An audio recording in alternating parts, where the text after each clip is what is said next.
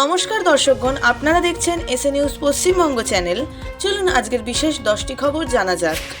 পশ্চিমবঙ্গ সরকারের স্বাস্থ্য খাতে ঐতিহাসিক পদক্ষেপ। হাসপাতাল ও স্বাস্থ্যকেন্দ্রে কর্মী সংকট দূর করতে নিয়োগ হচ্ছে 7,000-এরও বেশি ডাক্তার, নার্স ও অধ্যাপক। স্বাস্থ্য দপ্তরের দাবি 2026 সালের মার্চের মধ্যে এই নিয়োগ সম্পন্ন হবে। বিশেষজ্ঞরা বলছেন, গ্রামীণ স্বাস্থ্য পরিষেবায় এই পদক্ষেপ প্রাণ সঞ্চার করবে।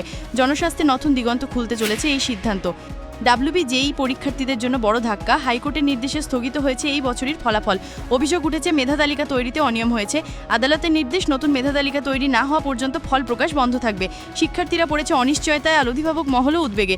শিক্ষা দপ্তর জানিয়েছে, খুব শিগগিরই নতুন তালিকা প্রকাশ করা হবে।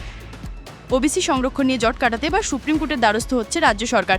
ভর্তি ও নিয়োগ প্রক্রিয়ায় এই সংরক্ষণ কার্যকর করতে বাধা আসছে আইনি জটিলতায়। মুখ্যমন্ত্রী জানিয়েছেন, সংরক্ষণের অধিকার রক্ষায় সরকার শেষ পর্যন্ত লড়বে। শিক্ষার্থীদের জন্য এই সিদ্ধান্ত গুরুত্বপূর্ণ পদক্ষেপ হিসেবে দেখা হচ্ছে। নির্বাচনী প্রক্রিয়ায় অনিয়মের অভিযোগে বড় পদক্ষেপ নিল নির্বাচন কমিশন। পশ্চিমবঙ্গের 4 জন নির্বাচনী আধিকারিককে সাময়িক বরখাস্তের নির্দেশ দেওয়া হয়েছে। 11ই আগস্টের মধ্যে রাজ্যের মুখ্য সচিবকে রিপোর্ট জমা দিতে বলা হয়েছে। বিশেষজ্ঞরা বলছেন, এই পদক্ষেপ ভোট প্রক্রিয়ার স্বচ্ছতা বজায় রাখতে সহায়ক হবে। প্রাথমিক শিক্ষক নিয়োগ দুর্নীতি মামলায় বড় পদক্ষেপ নিল ইডি। পশ্চিমবঙ্গের এক মন্ত্রীর বিরুদ্ধে চার্জশিট দায়ের করা হয়েছে। অভিযোগ, কোটি টাকার লেনদেন হয়েছে বেআইনি নিয়োগ প্রক্রিয়ায়। বিরোধীদের দাবি, এই মামলায় আরও বড় বড় নাম সামনে আসবে। রাজ্যের রাজনৈতিক মহল তোলপাড়। 20 বছরেরও বেশি সময় ধরে চলে আসা বিরোধে রায় দিল আদালত। কমপ্লিশন সার্টিফিকেট ছাড়া ফ্ল্যাট বিক্রির অভিযোগে ডেভেলপারকে সেই ফ্ল্যাট কিনে নেওয়ার নির্দেশ। বিচারপতির মন্তব্য, গ্রাহকের অধিকার সুরক্ষায় আদালত সবসময় সতর্ক। এই রায়ে খুশি ভুক্তভোগী ক্রেতারা। কলকাতা ভিক্টোরিয়া মেমোরিয়াল হল এলাকায় চাঞ্চল্যকর ঘটনা। আইপিএস কর্মকর্তা ও তাঁর গাড়ি চালকের উপর হামলা চালায় দুষ্কৃতীরা। পুলিশের প্রাথমিক অনুমান, অভিযুক্তরা মাদকাসক্ত ছিল। ঘটনায় ইতিমধ্যে তদন্ত শুরু হয়েছে। নিরাপত্তা নিয়ে প্রশ্ন তুলছে নাগরিক সমাজ। কলকাতা বিমানবন্দরে বড় সাফল্য পেল পুলিশ। কম্বোডিয়া ও মালয়েশিয়ায় পাচারের উদ্দেশ্যে 2 ব্যক্তিকে আটক করা হয়েছে। অভিযুক্তদের কাছ থেকে উদ্ধার হয়েছে জাল নথি ও পাসপোর্ট। পুলিশ জানিয়েছে, এই চক্রের আন্তর্জাতিক যোগসূত্র খতিয়ে দেখা হচ্ছে।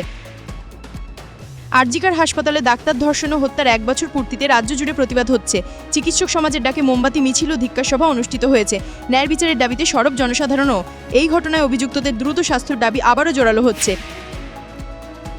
এখন আসছি রাজ্যের আবহাওয়ার খবরে। দার্জিলিং ও উপহিমালয় জেলাগুলিতে শুরু হয়েছে বৃষ্টির সতর্কতা। আবহাওয়া দপ্তর জানিয়েছে, 13ই আগস্ট পর্যন্ত চলবে ভারী থেকে অতি ভারী বর্ষণ। বিশেষ করে 11ই আগস্টে কিছু এলাকায় বৃষ্টি হতে পারে 7 থেকে 20 সেন্টিমিটার। অরেঞ্জ অ্যালার্ট জারি। পাহাড়ি অঞ্চলে ভূমিধ্বসের ঝুঁকি, রাস্তা ও বাড়িঘর ক্ষতির সম্ভাবনা বেশি।